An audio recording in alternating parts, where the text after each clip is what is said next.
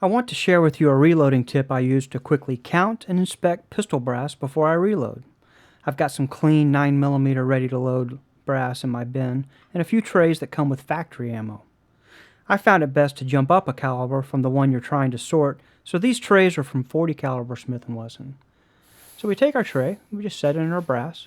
This is the complicated part. Pay attention. Pick the brass up and you drop it into the tray. Pretty much as simple as that. There you go. Let's do it one more time.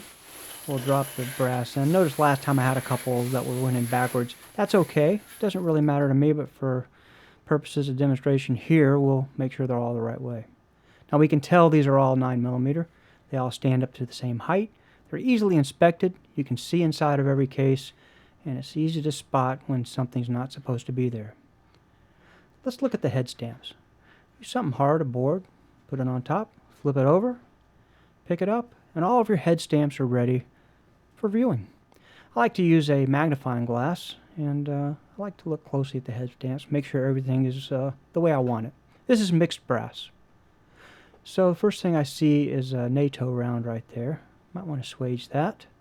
There's one more NATO round, and we'll pull that one out and process it separately.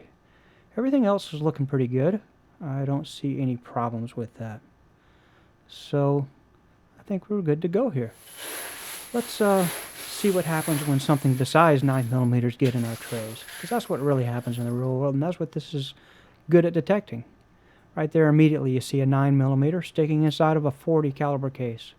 Easy to spot. There's another 9mm inside of a 45. 45 stand out like a sore thumb. You can really spot them easily.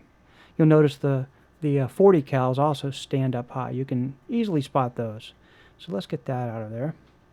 Now you get the occasional 22 round laying inside of a case. We'll get rid of that one. And there's the 380. Now that's the hardest one to get out of our 9mm brass, and they tend to hide pretty well. Easily spotted when you're loading them in these trays. There's another 40. We'll pull it out. And I see two more 380s or smaller cases in there. There's one right there. We'll move it along. And the last one right there. Again, this is you'll never mix 380s in your brass again. There's a 9mm. It's just flipped over. We'll flip it back over. Not really necessary, but maybe you want to look inside. And so we'll flip them back over. Let's fill back up with 9mm brass. Drop some in, and there we go. 50 rounds. Obviously 9mm, everything looks good, and we're ready to go. Now let's see how fast we can actually just count up 150 rounds of 9mm. So here we go. Toss them in, give it a shake. Got a straggler there. There's 50. Going to 100 here. Drop them in. Give another brush. Good to go. Moving in on our target, 150. And just like that, we have 150 rounds ready to go, ready to reload. I don't know how long it takes you to count out 150 rounds, but that's pretty quick. So I hope this has helped, and as always, thanks for watching.